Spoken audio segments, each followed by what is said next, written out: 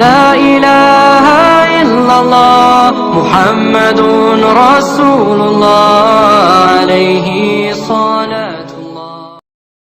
Satu contoh, kami punya guru, bapak ibu-ibu, di Sulawesi itu kami punya guru, ada namanya guru tua Al-Habib Idrus bin Salim Al-Jufri. Beliau punya murid, ada satu murid beliau namanya Haji Amin. Ini murid sangat taat, sangat patuh sama Habib Idrus. Itu Al-Khairat dari kayu, pondok Al-Khairat dari kayu semua. Di atas tempat santri, Habib Idrus itu kantornya di bawah. Kalau Habib Idrus panggil ini murid yang nama Amin ini, Amin, itu Haji Amin, dia nggak mau turun lewat tangga. Kenapa? Kalau lewat tangga kelamaan, dia loncat dari atas ke bawah, saudara-saudara. Kenapa? Nggak mau buat gurunya nunggu terlalu lama. Ada di sini santri begitu. Waktu kiai panggil, Jang, langsung loncat, gitu ada. Nggak mau buat gurunya nunggu terlalu lama, saudara-saudara. Itu Haji Amin. Akhirnya Habib Idrus bawa dia dakwah di laut, nyebrang laut. Ketika sedang menyeberang laut, imamahnya Habib Idrus jatuh. Ketika imamah Habib Idrus jatuh, dia nggak pakai disuruh, langsung dia loncat di laut untuk ambil imamahnya Habib Idrus. Dia naik ke atas perahu. Ketika dia naik, semua orang di perahu melotot ngeliatin dia. Kenapa? Tidak ada satu titik pun basah, saudara-saudara. Ternyata apa? Ternyata dia jalan di atas laut.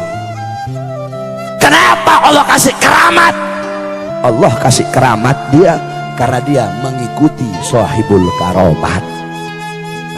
Makanya kalian para santri-santri yang ada di sini, saya kasih tahu sama kamu. Saya dulu juga pernah mondok, 17 tahun saya mondok, saudara-saudara. Saya mondok di Al-Khairat 12 tahun. Di Darul Ghawa Dakwah saya mondok 5 tahun. Kamu tahu barokahnya ilmu? Barokahnya ilmu dibuat santri nih wasiat saya. Barokah ilmu didapatkan bukan dengan kamu banyak belajar, saudara-saudara. Bukan dengan banyak belajar, bukan. Barokah ilmu didapat dengan khidmat kamu kepada seorang guru, melayani seorang guru, berbakti kepada seorang guru. Kamu belajar sampai kepala kamu botak, belajar Alfiyah, belajar Syarah Ibnu Agil, belajar Fathul Mu'in, sampai botak kepala kamu. Tapi kalau kamu tidak ada khidmat sama guru, tidak ada hormat sama guru, tidak ada melayani guru, tidak ada takzim kepada guru, kamu nggak bakal mendapatkan keberkahan daripada ilmu. Kamu tahu, saya cerita sama kamu, dalam kitab dijelaskan ada satu cerita, yaitu ada satu orang soleh namanya Syekh Ali bin Abdillah Baros. Pernah dengar? Nah, ini Syekh Ali bin Abdillah Baros, beliau belajar sama gurunya, yaitu Habib Umar ibn Abdurrahman Al-Attas. Habib Umar bilang, kalau orang mau tawasul kepada aku, tapi tidak tawasul kepada Ali Baros, nggak bakal sampai tawasulnya kepada aku. Jadi kalau mau tawasul kepada aku, harus tawasul dulu kepada Ali Baros, muridnya beliau. Kenapa muridnya beliau begitu dicintai? Kenapa muridnya mendapat kedudukan yang tinggi? Syekh Ali Baros ini, kalau kita mau lihat masa khidmat, masa belajarnya beliau sama masa beliau melayani gurunya, itu lebih banyak masa beliau melayani guru daripada masa beliau belajar kepada gurunya. Nah, satu waktu Syekh Ali Baros lagi mijet kaki gurunya. Ketika sedang mijet kakinya Habib Umar bilang sama murid-murid yang ada di situ, Nabi Allah Khidir alaihissalam udah ada di depan pintu gerbang. Nabi Khidir udah ada di depan pintu gerbang. Semua murid-murid yang ada di situ loncat, mereka semua pergi ke pintu gerbang mau nemuin Nabi Khidir. Kecuali Syekh Ali Baros, tetap beliau mijit kaki gurunya. Nggak ada urusan mau Nabi Khidir kayak mau Nabi siapa kayak, kata beliau, tetap beliau pijit kaki gurunya. Gurunya nanya Habib Umar, Ali, itu teman-teman kamu pergi ke gerbang mau minta doa sama Nabi Khidir, kenapa kamu tetap di sini? Apa kata Syekh Ali Baros? Guru, kenapa saya harus menjumpai Nabi Khidir sedangkan Nabi Khidir datang ke sini pengen berjumpa denganmu? Wahai guru, bagiku kedudukanmu sebagai guru lebih mulia dan lebih utama daripada Nabi Allah Khidir alaihissalam. Bagiku kedudukanmu sebagai guruku lebih utama daripada Nabi Allah Khidir alaihissalam. Saudara-saudara, bukan seberapa banyak bukan seberapa banyak engkau ada di hati gurumu. Sebab banyak orang sekarang ini cari muka doang depan guru.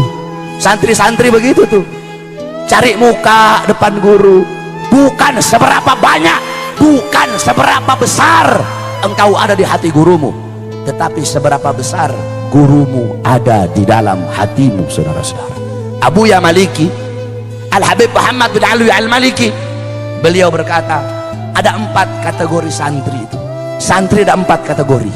Kata beliau, pertama, santri yang pandai, santri yang zaka, santri yang pinter, yang satir, yang alim, santri yang pinter, kemudian melayani gurunya, khidmat kepada gurunya.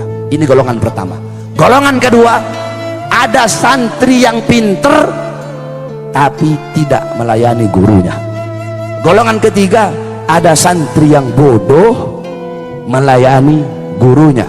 Golongan yang keempat, ada santri udah goblok, udah bodoh, tidak mau khidmat kepada guru. Nah, dari 4 ini yang paling utama yang pertama, pinter melayani guru. Dari 4 ini yang paling hina yang keempat, udah goblok, lapar goblok, kenyang goblok, tidak khidmat kepada gurunya.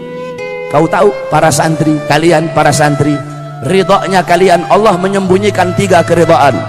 Pertama, keridhaan seorang anak Allah letakkan melalui keridhaan orang tuanya.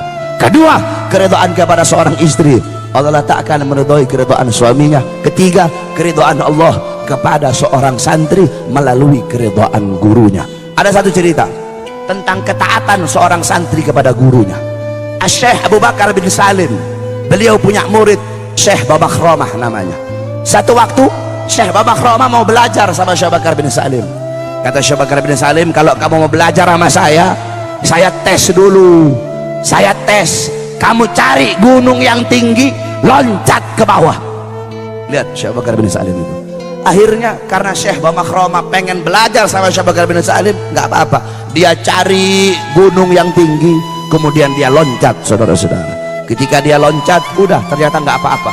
Dia pergi ke Syekh Bakar bin Salim, udah wahai guru, kata Syekh Bakar bin Salim, tadi kamu loncat merem atau melek? Saya loncatnya merem. Ulang lagi, nggak boleh, harus melek kamu, nggak boleh kamu merem. Naik lagi nih Syekh Babakhromah ke atas gunung, dia loncat ke bawah. Ketika dia loncat, dia melihat malaikat sedang nampung dia sehingga dia nggak apa-apa. Itu yang pertama. Yang kedua, kata Syekh Bakar bin Salim, kamu pergi ke masjid, ketika orang-orang sholat ngadep kiblat, kamu sholat membelakangi kiblat. Kata Syekh Bakar bin Salim, beliau ngetes ini murid yang mau belajar sama beliau. Jadi udah, orang-orang sholat ngadep kiblat, beliau sholat ngadepnya begini, membelakangi kiblat. Ini orang-orang yang sholat bilang, wah ini orang sudah gila ini. Orang sholat ngadep kiblat, kok ini orang membelakangi kiblat. Ketika sholat, dia sholat membelakangi kiblat. Ketika dia sholat, dia gemetar, saudara-saudara. Kenapa? Dia lihat ada Ka'bah di depannya dia. Nah, yang ketiga ini yang paling berat. Kata Syekh Bakar bin Salim, kamu pergi ke Aden. Di Aden ada satu wali namanya Habib Abu Bakar Al-Adni. Kamu pergi ke sana, kamu hina dia.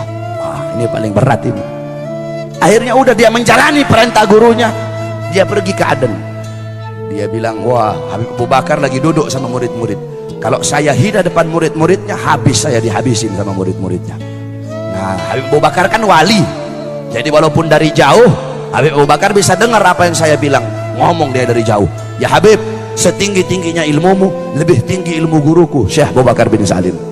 Habib Abu Bakar berdiri, saudara-saudara, ditunjuk ini murid tadi sama Habib Bakar. Itu dari tangannya Habib Abu Bakar keluar api. Begitu mau sampai sama ini Syekh Babakhromah, itu api meledak. Baru dia pergi pulang lagi ke Inat. Ketika dia pulang ke Inat, dia bilang, guru, saya sudah jalani semua perintahnya kamu. Kata Syekh Abu Bakar bin Salim, sekarang aku terima kamu menjadi muridku.